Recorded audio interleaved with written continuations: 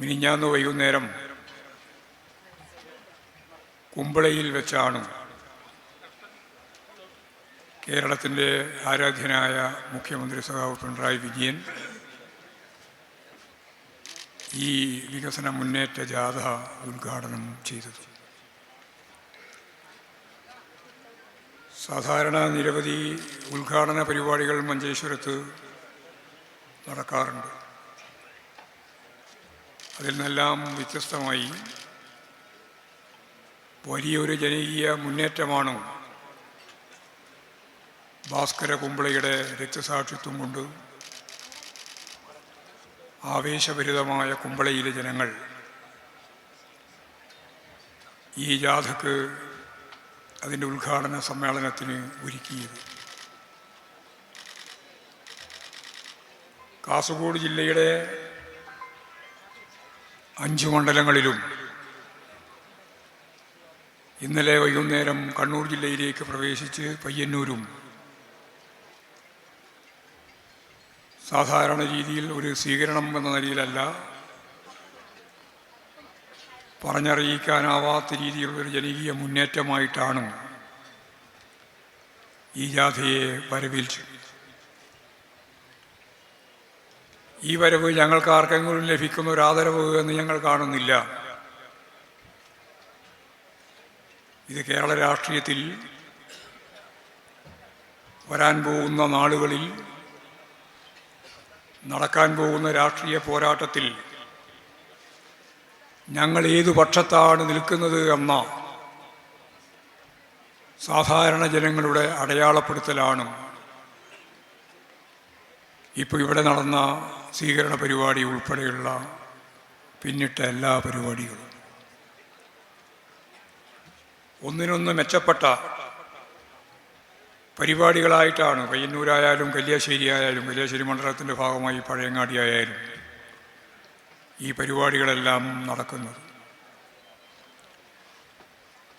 ഞങ്ങൾ ഈ വികസന മുന്നേറ്റ ജാഥയിൽ പറയുന്ന കുറേ കാര്യങ്ങൾ ഇവിടെ നമ്മുടെ നേതാക്കൾ നിങ്ങളോട് സംസാരിച്ചിട്ടുണ്ട്. വളരെ വിശാലമായ ഒരു പ്രസംഗത്തിലേക്കൊന്നും കടക്കാൻ ഇതുപോലുള്ളൊരു ജാഥക്ക് സാധിക്കില്ല എന്ന് നിങ്ങൾക്കറിയാം. 2 പ്രധാനപ്പെട്ട വിഷയങ്ങളാണ് ഞങ്ങൾ ഈ ജാഥയിൽ മുന്നോട്ടേക്ക് വെക്കുന്നത്. ഒന്ന്, കേരളം രാജ്യത്തിൻ്റെ മുമ്പിൽ തല ഉയർത്തി നിൽക്കാൻ സാധിക്കുന്ന മതനിരപേക്ഷ ഉള്ളടക്കത്തിൻ്റെ ഏറ്റവും ആവേശകരമായിട്ടുള്ള ഒരു നാടാണ്. കഴിഞ്ഞ 10 വർഷക്കാലം ഒരു വർഗീയ കലാപം പോലും ഈ കേരളത്തിൽ നടന്നിട്ടില്ല. വർഗീയ കലാപം നടത്താനുള്ള ശക്തികളില്ലാതുകൊണ്ടല്ല, അത്തരം വർഗീയ ശക്തികൾക്കെതിരായ ജാഗ്രതയോടെ നീങ്ങുന്നൊരു ഗവൺമെൻറ്റും ആ ഗവൺമെൻറ്റിൻ്റെ നിലപാടിനോടൊപ്പം മുന്നോട്ടേക്ക് നീങ്ങുന്ന ഈ കേരളത്തിലെ ജനതയും തെളിനീരായ ഈ കേരളത്തെ വിഷം ചേർത്ത് വർഗീയ ധ്രുവീകരണത്തിന് ശ്രമിക്കുമ്പോൾ ആ ശ്രമത്തിന് അനുവദിക്കില്ല എന്ന ഉറച്ച നിലപാടുള്ള ജനങ്ങളുടെ നിശ്ചയദാർഢ്യം, അതിന് പിന്തുണ നൽകുന്ന ഗവൺമെൻറ്റിൻ്റെ ഉറച്ച സമീപനം,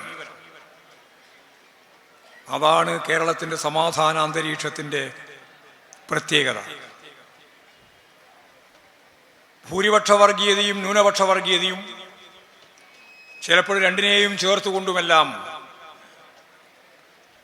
കേരളത്തിലെ മതനിരപേക്ഷ ഉള്ളടക്കത്തെ തകർക്കാൻ ശ്രമിച്ചുകൊണ്ടിരിക്കുകയാണ്. ഇതിനെതിരായ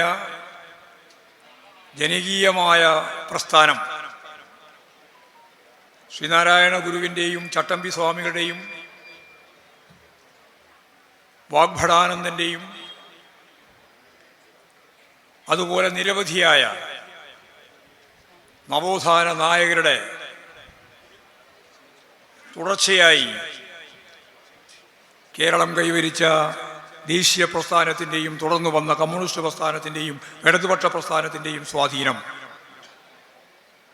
ഇതെല്ലാം ചേർത്തുകൊണ്ടാണ് ഇന്ത്യയിൽ അടയാളപ്പെടുത്താനാവുന്ന മതസൗഹാർദ്ദത്തിൻ്റെ മതനിരപേക്ഷതയുടെ ഇന്നത്തെ ഏറ്റവും പ്രധാനപ്പെട്ട കേന്ദ്രമായി കേരളത്തെ മാറ്റാൻ നമുക്ക് കഴിഞ്ഞത്. ഈ പാരമ്പര്യങ്ങൾ ഉയർത്തിപ്പിടിച്ചുകൊണ്ട് മതനിരപേക്ഷ ഉള്ളടക്കത്തോട് മുന്നോട്ടേക്ക് പോകാൻ ഇടതുപക്ഷ ജനാധിപത്യ ശക്തികൾക്ക് സാധിക്കണം, ഗവൺമെൻറ്റിന് സാധിക്കണം. അതിൻ്റെ ഒരു തുടർച്ചയിലേക്കാണ് കേരളം ആഗ്രഹിക്കുന്നത്. അതുതന്നെയാണ് ഈ സ്വീകരണ പരിപാടിയുടെ ഭാഗമായിട്ട് ഒത്തുചേരുന്ന പതിനായിരങ്ങൾ ഓരോ കേന്ദ്രത്തിലും ഈ മുദ്രാവാക്യത്തിൻ്റെ പിന്നിൽ അണിനിരന്നുകൊണ്ട് ശരിയായ ദിശാബോധത്തോടെ കേരളത്തെ നയിക്കുന്നത്. എല്ലാതരം വർഗീയ ശക്തികൾക്കുമെതിരായ പോരാട്ടത്തിൽ അണിനിരക്കേണ്ടുന്ന ഏറ്റവും പ്രധാനപ്പെട്ട വിഭാഗം വിശ്വാസികൾ തന്നെയാണ്. വിശ്വാസികൾക്ക് വർഗീയതയോട് സന്ധി ചെയ്യാനാവില്ല എന്നെല്ലാവർക്കും അറിയാം. വിശ്വാസികൾ ആരും തന്നെ വർഗീയവാദികളല്ല. വർഗീയവാദികൾക്കൊന്നും തന്നെ വിശ്വാസമുണ്ട് എന്ന് പറയാനും സാധിക്കില്ല. അവർ വിശ്വാസം ഒരു ഉപകരണമായിട്ട് ഉപയോഗിച്ച് രാഷ്ട്രീയാധികാരത്തിലേക്ക് പ്രവേശിക്കാനാണ് ആ വിശ്വാസം ഉപയോഗിക്കുന്നത്. അപ്പോഴാണ് വർഗീയവാദമാകുന്നത്. ഈ വർഗീയ ശക്തികൾക്കെതിരായിട്ടാണ് നമുക്ക് പൊരുതേണ്ടത്. അപ്പോൾ വിശ്വാസികളും അവിശ്വാസികളും ഉൾപ്പെടെ എല്ലാവരും ഈ രാജ്യത്തിൻ്റെ ഭാവി നിർണയിക്കുന്ന ഈ മഹത്തായ പാരമ്പര്യത്തെയും അതിൻ്റെ മുദ്രാവാക്യത്തെയും ഉൾച്ചേർത്തുകൊണ്ട് മുന്നോട്ടേക്ക് പോകാൻ നമുക്ക് സാധിക്കണം എന്നുള്ളതാണ് ഞങ്ങൾ ഉയർത്തുന്ന ഒന്നാമത്തെ കാര്യം.